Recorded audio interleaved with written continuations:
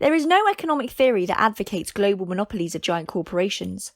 Not classical economists, nor Marxists, not Keynesians or monetarists or neoliberals. There is also no political philosophy that advocates for global monopolies of giant corporations. Not conservatives, nor liberals, not libertarians, not socialists, not moderates. Yet everywhere you look, corporate monopolies are there. Isn't that a bit odd? And isn't it a bit odd that no one talks about it?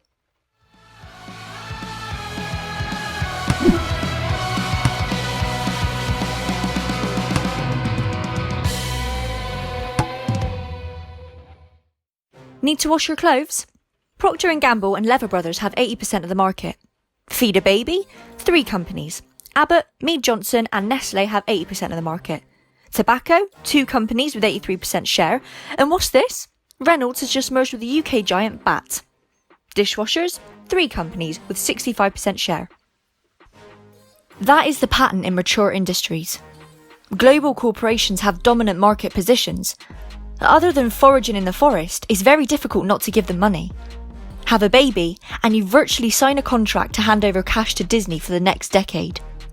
Resistance is futile. Apparently, no political party openly advocates this. So how did we get here? Since the 1980s, with the Thatcher and Reagan neoliberal revolution, we are supposed to be living in a capitalist economy guided by free markets.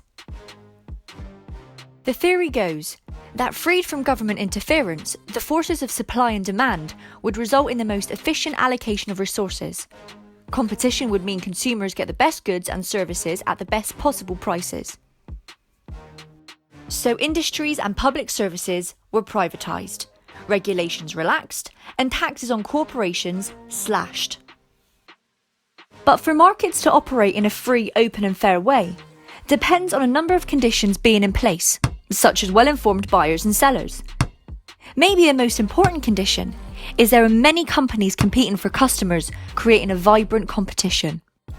It's this competition that forces companies to keep prices low and improve choice and quality. And here's the problem. You see, unfettered free markets are just not stable. Stable in the sense that near-perfect competition persists with many competitors. Rather, they are unstable in the sense that they naturally and inevitably lead to a small number of companies with dominant positions that can't be dislodged. This happens because once corporations can't make excessive profit from innovation, they turn to buying up each other. M&A has been hot. Continues to be hot. An exciting year for M&A. A few blockbuster deals being announced. They call it Merger Monday on Wall Street. It is shaping up to be another Merger Monday. They don't call it Merger Monday for nothing. In the absence of strong government, there is nothing to stop it. It happened in the free market 19th century America called the Gilded Age with the robber barons.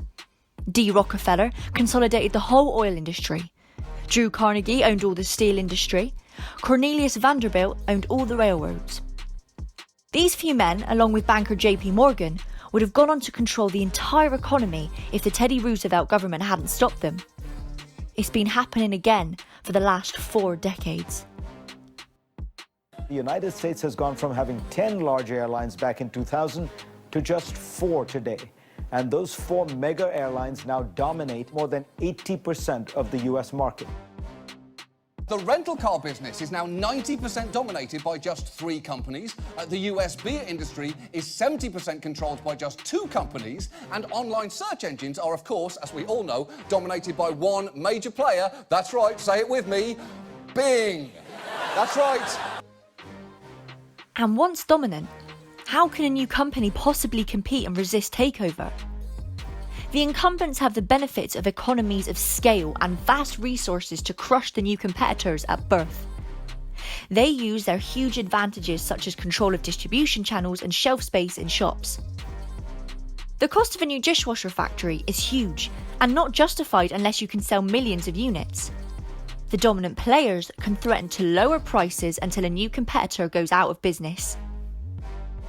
In the 1970s, a startup Laker Airlines started flights from the Caribbean. They threatened incumbent airlines with an innovative approach. So, Giant British Airlines ran full-service flights run at a loss to deliberately bankrupt the rival startup. It worked. Laker went bankrupt. BA kept its monopoly. So what's the problem with giant corporate monopolies?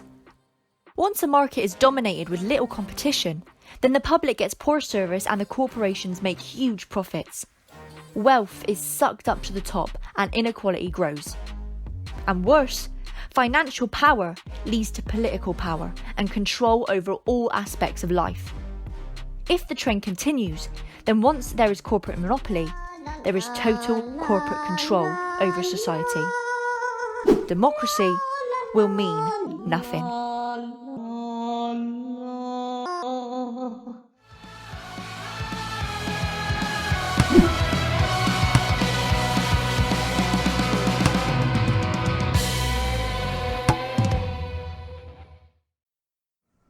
We are Modest Proposal. This is our thesis. 1. Unfettered free markets are not stable. Via corporate mergers and acquisitions, they lead to ever fewer giant corporations. Competition is eliminated and corporate monopoly power arises. 2. Excessive corporate power has led to a corporate takeover of our society. Governments, the media, academia, the law, education have all been corrupted and operate for the interests of corporate power. This corporate power and control over society is the root cause of most of the world's problems. With corporate monopoly comes exploitation of suppliers, staff and customers, the crushing of small business opportunities, low wages and unaffordable basics of life like housing and fresh food. Our modest proposal is this. The corporate takeover is not legitimate and should be reversed. Global corporations should be dismantled.